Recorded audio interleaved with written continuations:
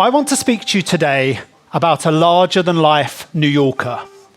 Born into fabulous wealth, he launched himself from Manhattan onto the national political scene with a populist message, railing against Washington corruption, promising to protect the average American from the consequences of an unfair economic system, and supporting high tariffs to secure American jobs from low-wage competition overseas. His direct, straight-talking and bombastic rhetoric spooked the Republican establishment and ultimately split the party between traditionalists and those who saw him as the only one who could fix a broken nation. And his love of publicity led his socialite daughter to say he wanted to be the corpse at every funeral, the bride at every wedding, and the baby at every christening. I'm talking, of course, about Theodore Roosevelt, the youngest man to ever become US president, rather than Donald Trump, who, if he wins this year, would become the oldest elected president, something that, of course, is also true of his opponent. To understand Roosevelt's significance, and because he becomes president in 1901 at the outset of what is to become the American century, when the US had already emerged as an economic force, but remained a relatively insignificant player in a global order dominated by Europeans.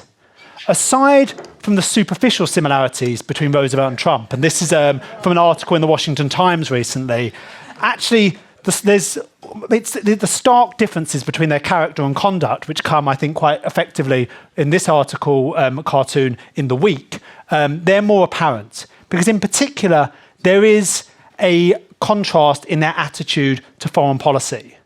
Rather than a narrowly transactional, commercially driven approach, Roosevelt's geostrategic focus placed greater emphasis on the relationship between growing American power, its national character, and its responsibilities to help underwrite a broader global order.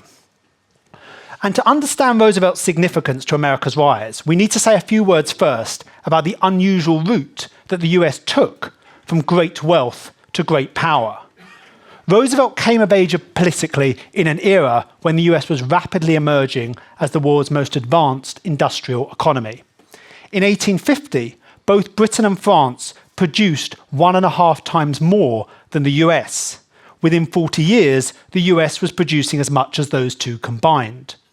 Yet its military capabilities and foreign policy objectives did not keep pace with its burgeoning wealth. Within 10 years of the Civil War, the vast Union Army had dropped to just 30,000 men. The US Navy was not only inferior to those of pretty much every major European state, certainly to Great Britain, as you can see from this cartoon, but also those of some Latin American republics. In 1888, and this cartoon shows this, the US Navy was so dilapidated that it was forced to back down in a dispute with Chile. It was the following year that the US began to address its naval deficiencies, and Congress was soon authorizing the construction of 3 battleships that would enable the US to dominate its own hemisphere and begin to compete with the major European navies. These developments were given intellectual ballast by the naval theorist Alfred Thayer Mahan, particularly in his book, The Influence of Sea Power Upon History. He argued that the new capital ships would need overseas coaling stations and a substantial merchant marine to capture the overseas trade that was required for sustained national prosperity. Despite America's industrial might and the conspicuous wealth of its robber barons during the Gilded Age, fears were growing about the future of the American economy. The most famous Jeremiad was issued by this man, the historian Frederick Jackson Turner. He argued that the ability to expand and occupy new territories was vital to the health of American democracy. But the disappearance of the frontier had dire consequences for the American way of life, and so new frontiers and new economic opportunities needed to be found beyond America's border. The devastating economic panic of 1893, up to that point the most severe depression in American history, seemed to confirm this. Expand or explode is a fundamental law, as one historian put it, and America, bristling with power, was prepared to follow it. For the influential New Left group of historians, led by William Appleman Williams, whose book you can see here, that came to dominate history departments on American campuses in the late 20th century. It was the voracious search for overseas markets that was the real driving influence in between the US becoming an imperial power. And it was the sense of trying to gain surplus products that motivated the US to this route. This not only propelled the US into war with Spain in 1898, acquiring colonies in the Pacific and Caribbean in its wake, but more importantly, it also led to an informal empire, with the US assuming economic and political control over nations without the need to impose direct colonial rule. So this argument went. As an aggressive foreign policy was required, this was motivated by commercial greed, and it would help ensure the American preeminence in global markets. But I would say that this argument that it drove US global strategy is unconvincing. You can certainly find politicians and manufacturers urging the capture of foreign markets and warning of the consequences if the US was not able to offload these surplus goods and produce. But it's harder to see the impact of this on government policy. America's merchant marine, for one, continued to languish. Despite visions of a vast China market, which you can see in this cartoon here, the whole of Asia only accounted for 5% of US exports by 1890. And calls for lower tariffs to stimulate foreign trade with Europe were fiercely resisted by the dominant Republican Party of the era, who feared pressure for reciprocal tariff reduction on America's rich domestic market. Above all, alarm at production outstripping American domestic consumption proved exaggerated. Even as US exports expanded fivefold at the beginning of the 20th century, they still remained only about 8% of American GNP, vastly less than the 26% of Britain's. To a much greater extent than almost any other advanced industrial economy, American production was consumed at home. But that's not to say that economic issues did not matter. Given the vast size of the US economy, even 8% of its GNP was still massively consequential for America's trading partners. And across Europe, there was widespread anxiety about what was called the American peril. You can see this in this book by the French historian Henry Hauser, L'impérialisme américain, and then W.T. Stead's The Americanization of the World. Now, in 1901, the influential geopolitical thinker Brooks Adams, scion of the family that produced two presidents, warned his countrymen that the European regards America as a dangerous and relentless foe. And that was due to its prohibitive tariff. Either there must be compromise, by which Adams meant granting Europeans reciprocal access to American markets, or war, or else America must be so strong that it was deemed too great a risk. No longer could the US rely on its geographical position to avoid conflict. It couldn't retreat tortoise-like back into its shell. Instead, for Europe, the US was the fairest prize to plunder since the sack of Rome. That's because Washington, with its high external tariff, high moral talk of open doors for trade, but low military preparedness, was showing itself to be opulent, unarmed, and aggressive. A highly dangerous combination. And these words resonated with his friend Theodore Roosevelt, who was then vice president. Roosevelt had long warned his countrymen that they needed to be physically and militarily prepared and willing to protect their security and interests against all its rivals. Like Adams, Roosevelt feared that excessive materialism weakened and led to a timidity that would undermine civilized nations and left them vulnerable to attack from less advanced, more warlike nations. But Roosevelt was optimistic, and more optimistic than Adams, that this could be remedied. Domestically, while never a radical, he showed an increasing commitment to using the power of the state to regulate the market and redress its excessive concentrations of wealth, as we heard this morning. Externally, his main concern was in making Americans wake up to what he called the utter inconsistency of making this nation the world's foremost commercial power on the one hand, and of disarming in the face of an armed world. After being elevated to the presidency by an assassin's bullet in 1901, he had the ideal bully pulpit, as he called it, to impress his views. And in his first address to Congress, he warned that the surest way to court national disaster was to be opulent, aggressive, and unarmed. As the leader of a Republican Party that was ideologically committed to the tariff, though, he would go no further than to treat reciprocity as the handmaiden of protection and to accept it only as far as it wouldn't injure America's home industries. But as a result, he placed even greater strain on the corollary that Americans must either build up and maintain its navy or accept a secondary position in international affairs, both in political and in commercial matters. Now, for a fully fledged patriot like Roosevelt, that really was not an option. But his was a broad nationalism. His concept of the national interest was not the limited one today employed by international relations scholars that are purely promoting US interests over and above those of other nations, but a more traditional and all-encompassing one of the public interest that embraced both nationalism and idealism.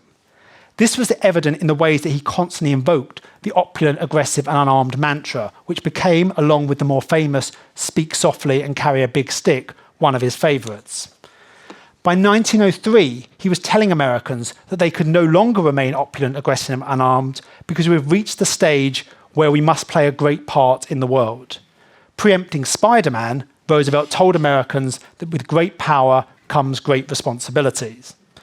Those involved not only policing the Western Hemisphere to ensure that European powers had no excuse to use the collection of debts to intervene themselves, the notorious and controversial corollary to the Monroe Doctrine, but it also involved diplomatic interventions against state-sanctioned persecution of Jews in Tsarist Russia and Armenians in the Ottoman Empire.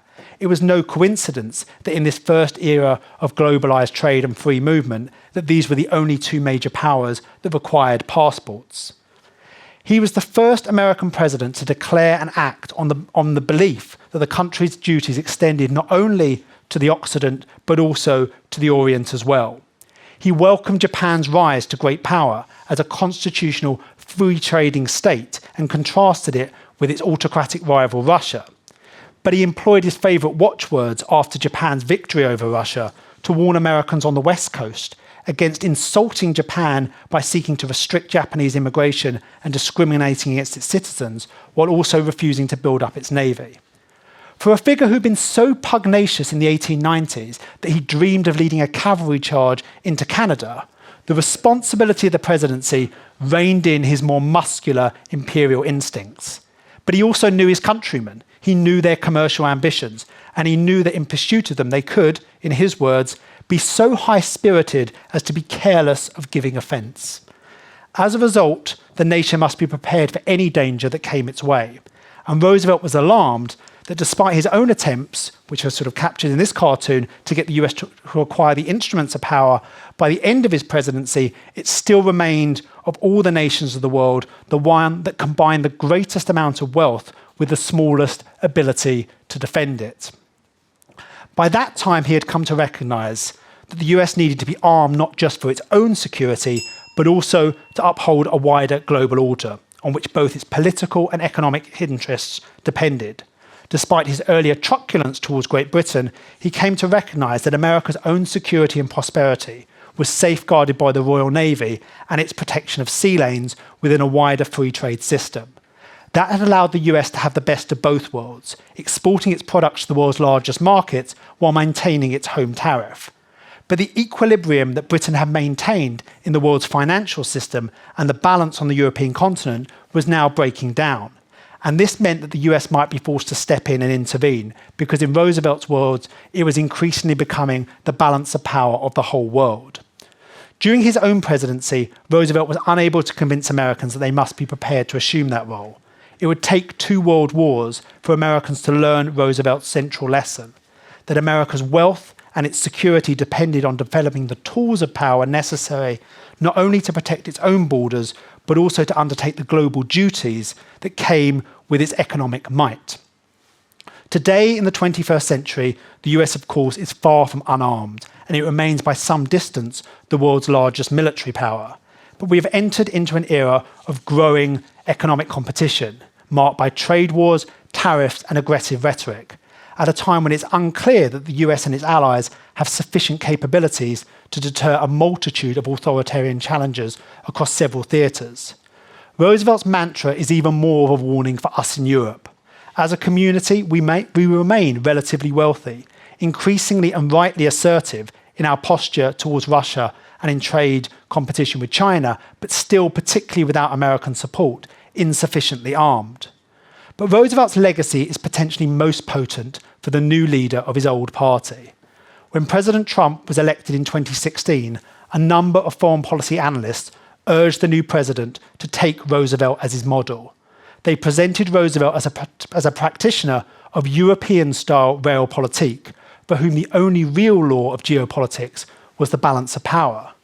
But Roosevelt's true example is not of a narrow realpolitik, but of a higher realism, that to safeguard America's own wealth and security went hand in hand with its duty to conserve a wider global order on which the peace and prosperity of other like-minded nations rested as well. Thank you.